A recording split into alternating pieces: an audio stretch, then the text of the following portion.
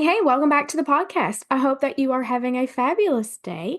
I am just coming off of the Mama's Advice Vault last week, and it was so wonderful. We had over 200 mamas that signed up for the event, listened through the interviews, and I am confident that they walked away with so much knowledge that they could put into practice right away to help them in lots of different areas of motherhood. We talked things that were applicable to people that were preparing for conception, that were kind of dealing with some fertility struggles. We talked about pregnancy, we talked about labor and birth, we talked about being in that initial postpartum period. And then we went beyond that and talked about, raising babies, raising young kids, dealing with toddlers, and also things to help you as the mom take care of yourself.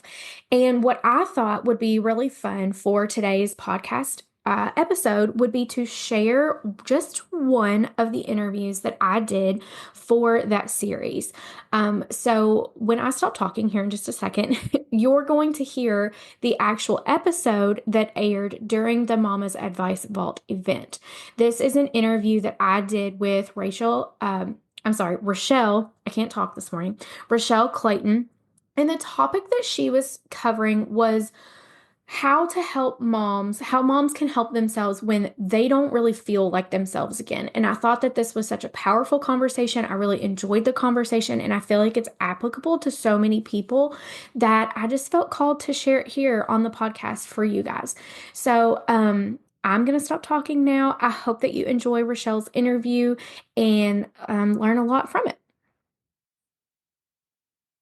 Hey, Rochelle, thank you so much for joining me. What is your number one tip for moms that don't feel like themselves anymore? Yeah, it's my favorite topic to talk about. So I'm really excited to be here and to talk to you and everyone who's listening about this. And before I get into the tip, I feel like it's really, really important to actually put this tip in context first, so that we can kind of ground in why this is so common because it really is a common problem. And it's really quick. You go on Google, you do a quick search, and it's really easy to find, especially like a Reddit thread, right, where somebody's talking about, I just don't feel like me anymore, or I feel like I've lost myself in this. Is this what this is supposed to feel like? This is not what I expected, kind of language, right? And so I just want to ground in that and, talk about the fact that like we actually don't do a great job of preparing people for parenthood. Mm. And a big part of that is about the reality that there's a big difference between instinct and intuition. And instinct is like that innate, kind of natural, that like animal instinct, right? Like we just know what to do. And a lot of people, we talk a lot about mother instincts, but what we really mean is intuition. And intuition is fed by experience and data and information. And when you're a brand new parent, especially, you're a brand new mom, you don't have experience. And if you haven't really done a whole lot of prep and nobody's really talked to you about what to expect, you don't have data and you don't have information and you don't have things to feed this intuition to know. Plus, some things in motherhood just like aren't instinctual, right? We don't necessarily instinctively know how to change a diaper. We don't necessarily instinctively know how to burp a baby or, to get gas out of like a gassy baby, right? Or instinctively, we don't always know what should I do during this meltdown or, right? But we go in with the sense of you'll know what to do. And as a result, we have a lot of pressure, on ourselves to get it right and to know what to do kind of like from the jump, from the get-go. And we want to get it right because we want to be good mothers, right? Who doesn't want to be a good mother? And we feel like we need to have it mastered from day one. But in reality, becoming a parent, and really settling into this new role that you're stepping into as a mother is one of life's biggest transitions. And the change happens overnight, right? One day you're not a mom, and then the next day you kind of are. And the baby goes from inside to outside, or for fostering, adopting, right? One day the child's not in the home, the next day they are. And it's the change happens overnight, but transition takes time to adjust to, right? And we know from transition theory that oftentimes happens in three different phases, usually starting with the beginning, moving into what one of my favorite terms for it is the messy middle, I think is so accurate for motherhood. And then we eventually arrive to the new beginning where we feel, we've kind of said goodbye to what's no longer relevant in our lives before and out with the old, and we've kind of adjusted to the new, and we've gone through that period of really kind of settling in and feel like, okay, I'm stepping into this with like new learnings and understandings. And what we know is that like for moms, it can take us like 3 to 5 years into motherhood to get to this point where we're kind of feeling a little bit more settled into this new beginning. But you don't arrive then at like being a good mom, even at 3 years, 5 years in, you don't arrive at this point in motherhood where you're like, great, I've got it all figured out and this is how it's going to be. Like we continue to experience transition after transition after transition in motherhood, right? Because parenting an infant is different from parenting a toddler, is different from parenting a preschooler, an early elementary school, a tween, a teen, an adult child. And we're also lucky we eventually maybe even become grandparents down the road, and how we relate to our children is different in that point as their parents. So we go through all of these different transitions, and each of these transitions points, we're kind of learning something new. We kind of re-enter the messy middle a little bit, and we're coming back to a new beginning. And we're figuring out more and more, how to take this role that we're in and these skills that we're learning and integrate it with our identity. And again, change happens more immediately, but transition takes time. And so when you really think about it, like it makes sense, right? There's a lot of opportunity to kind of lose yourself in this as you're focusing on new skills, as you're focusing in on your child, as you're learning new things, as you're adapting, you're growing. Like, this idea that, our roles as mothers is strictly about raising a child and about their development, is kind of a farce, right? Because we're developing, we're growing just as much as our child is in a lot of ways, right alongside them, And so it's just, I just want to like ground us in that context of like, why is this such a common problem? And why do so many folks experience this? And so, if I can sneak in an extra tip, my tip for all moms is lots and lots of grace as you navigate the many transitions of parenthood. And then if you happen to find yourself as somebody who has come to this point where you're like, I don't feel like me anymore, and I feel like I've lost myself along the way. And my life has either, become all about my role as a mother, all about my kids, all about my responsibilities. Like I'm just kind of going through the motions. I'm not feeling the maybe same sparks of joy that I once felt in my life. Whatever that kind of looks like and sounds like for you, my number one tip is to come back and reconnect with yourself. And that can feel really tricky and that can feel really hard. And part of that reason is like, because exactly why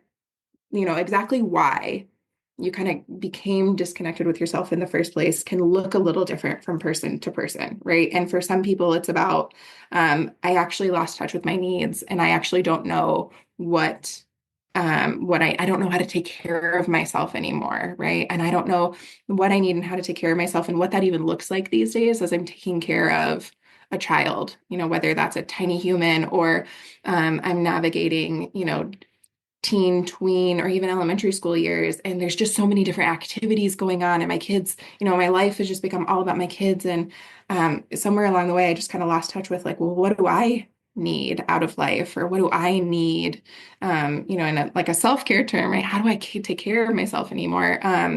Sometimes along the way, we get disconnected from our emotions and being able to actually like tune into, I'm burnt out, but I actually don't know that I'm burnt out. I can't name it as burnout. I'm overwhelmed, I'm overstimulated, and I'm actually struggling to name it as overwhelmed or overstimulated. I just know I don't feel good in my life. And for other people, it's about like I've lost myself along the way because the loudest kind of influence for me in my life has been what everybody else told me it means to be a good mother and how I'm supposed to show up in my life. And I realized, and maybe I haven't actually realized yet, that somewhere along the way, that intuition, that voice in my head, and the decisions that I'm making are actually because of external influences and my like the internal. I've just become so disconnected from my inner voice and my values and my vision for my life and, again, my needs.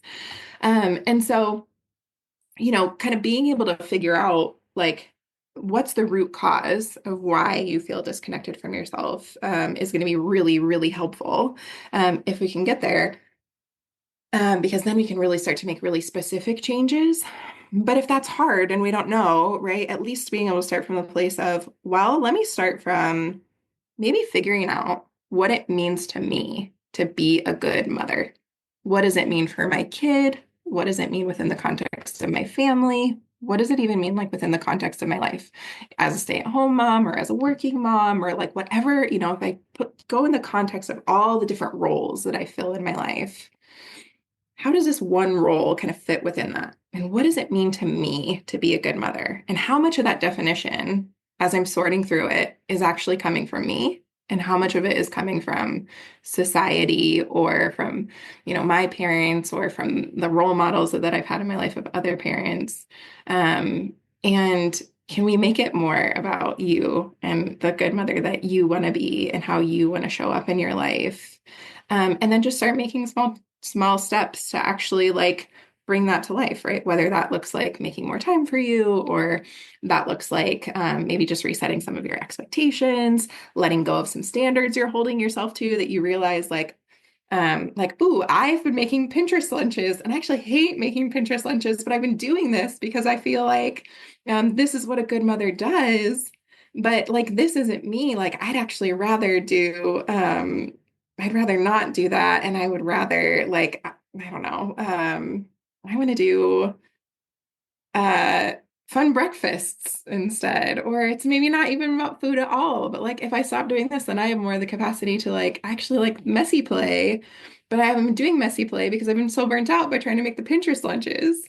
And like slowly we can reconnect with like what are the things that like matter most to me. And a fun clue can also sometimes be to ask your inner child, right? What does little Richelle say it means to be a good mom? What did little Richelle want when she was a child? And like, what would she be telling me about like, what are the things that I'm doing and showing up that matter and don't matter? And we can start to like let go of the things that aren't authentic to us. And maybe at first it's not clear what we want to like do instead. Maybe sometimes you're already feeling more like you just by letting go, right? Maybe we actually don't have to do more. Maybe we actually don't have to invite anything else in. We just let go of some stuff and like, oh, look at that. Just like that. I'm feeling lighter. I'm feeling a little bit more like me. And maybe not. And if that's not the case, then slowly figuring out like, oh, well, where can I pull in a little more authenticity, little more authenticity, a little bit more, way of being, way of thinking, way of prioritizing, way of speaking that feels more like me. This is so good. I think that the shoulds in motherhood, the judgment, the pressures, the fear of judgment, maybe it really does influence the way that we mother and the way that we show up. I think like one thing that kept coming to my mind the whole time that you were talking is I have four kids, but I have one son that's in school. He's in elementary school and he's currently in second grade. And this school that he goes to, I love it so much, but they have a spirit week, a dress up week, like every other week. And it wears me out. And at first, I was trying to keep up. I was trying to do it all the time. We were buying like these crazy shirts and outfits, or we were making something, and it was literally exhausting. And he gave zero cares about it whatsoever. And I was like, you know what? I don't even enjoy this. He literally doesn't care about it. We're just going to stop. And the other day, they sent home a paper again for another just a random week of school that they're going to have like these theme days. And I just chucked it right in the trash. I was like, this is not for us. We're just not doing it. So I definitely think this is really good advice that you're giving. And I'm curious for somebody that is trying to reconnect with their own thoughts and feelings and like what they want to do and how they want to show up as a mom, like as a tactical strategy for how to figure that out. Is there something that you recommend that's like more effective or more helpful than something else? And that's probably a confusing way to ask that. The way what I mean is like, should someone just kind of like sit down and think through all of this in their mind? Is it like putting pen to paper and journaling it out? Is there some other strategy I'm not thinking of that you find to be helpful for this? Or what is this process? How does somebody like tonight get started to do that? Yeah. any and all of the above, first and foremost. So if you're feeling inspired in any way, shape, or form that you're like, oh, I want to go journal about this because that's something that I do already, right? Like by all means, go journal about it. Or if it's just like you noticed as I was talking, certain vision, like images just kind of like came to your mind. So whatever you're feeling compelled, maybe somebody's an artist, right? And you're like, I'm gonna go like paint about this and let it like kind of come through as I'm painting about like what does this actually mean to me, right? So there's no wrong way to do it, first and foremost. But one of my favorite ways to do it with clients is we walk through like a visualization, guided meditation, I don't know, however you want to call it. And I ask folks to close their eyes and imagine that they're standing in front of a door. And when you open that door, you're going to walk into a room that has a good mother in it. And when you open that door, you're going to walk in and you're going to just take notice. What are they wearing? How are they acting? How did they greet you? What did they say to you? What room are they in? Um, what are they doing? And even just that in and of itself, like can be so revealing just to see like who did you even picture when you open that door. And I sometimes will have clients, it's like actually a version of themselves. And sometimes I have clients who open the door and they're like, it's actually a character, right? That it's like somebody from a book or from a TV show or from a movie, and other people who it's a family member or a family friend, or somebody who's familiar in a different way. And for a lot of people, we find ourselves in the kitchen.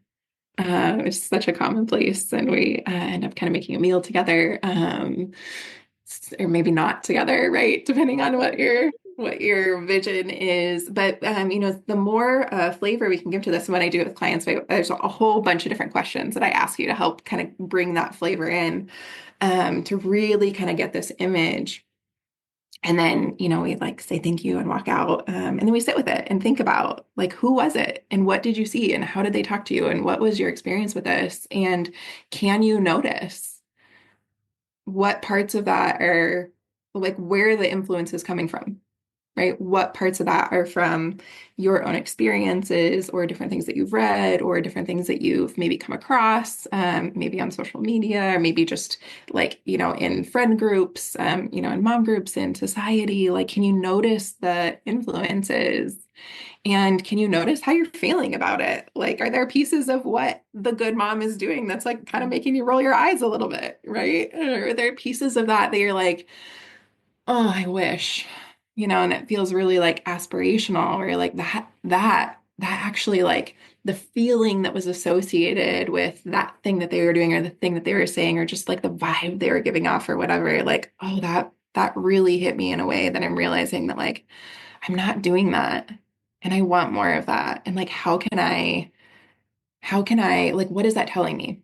How can I invite that in? What do I need to be able to get there? Why does it maybe not feel like it's part of who I am and how I'm showing up in my life and how I'm acting now?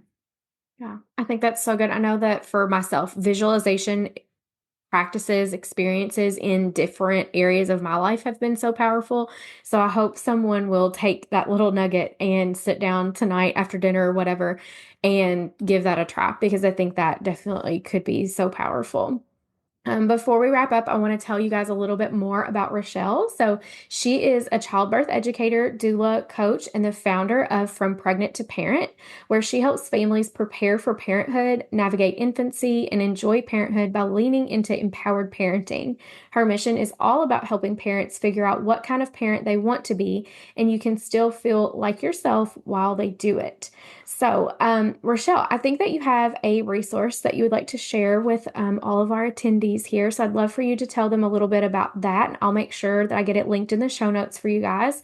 And then I'd also love for you to tell everyone where they can find you and come connect with you. Yeah. I'll start with the last part. You can find me on Instagram is probably the place where I hang out the most, at From Pregnant to Parent.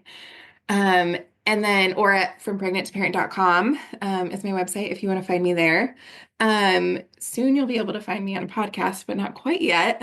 And the freebie that I have, for anyone who's interested is called The Busy Parent's Guide to Making Time. And the reason that I created this is because a lot of people's kind of first kind of hesitation or objection around like, well, this is a really nice idea of like reconnecting with myself. And even something like, great idea, sounds lovely to sit down and do this like visualization exercise, but like with what time? Right. And like sometimes we almost feel like too exhausted to add anything else to our plate, right? And so I created this guide, not as a way to help people do more, but as a way to help people create the space to either do less or to do more of the things that you want to do, more of the things that actually really matter to you. And so the first part of the guide is actually talking a little bit more about the context that I brought up in the beginning of it. And then the second half of the guide is a whole bunch of different tips, tricks, tools to help with things like time management and productivity, but again, not so that you can just like do more in your day, and add more to your to-do list, but so that you can actually like create the time and the space that you need to feel more like yourself again, do the things that bring you joy, lean into, shaping the life that you want. Well, that sounds great. Thank you so much for sharing it with us. And thank you so much for having this conversation with me. I enjoyed it. Thank you so much for having me. Hey, it's Vanda again. So I hope that you really enjoyed getting to hear that interview, and I hope that you learned something from it. I hope you walk away and get to implement some of the things and strategies that Richelle shared. Also, wanted to give you a reminder that if you are interested in hearing more of these interviews from the Mama's Advice Vault event, VIP tickets are actually still available to purchase through Friday, April 11th. I had to check the date. Yeah, Friday, April 11th. So I will put the link to purchase that in the show notes. So if you're not familiar with show notes, or maybe you're new to podcasts, if you swipe up on the episode, there will be show notes there, and I've got links there for you. So I'll put the link first of all, for you to get Richelle's resource, connect with her on Instagram, then to purchase the VIP ticket, and then always, anytime you're listening to one of my podcast episodes, there is always a link in the show notes for you to get my free guide, my Minerals for Mamas guide. So if you are new to me, if you are a mama that is struggling to feel good in your body,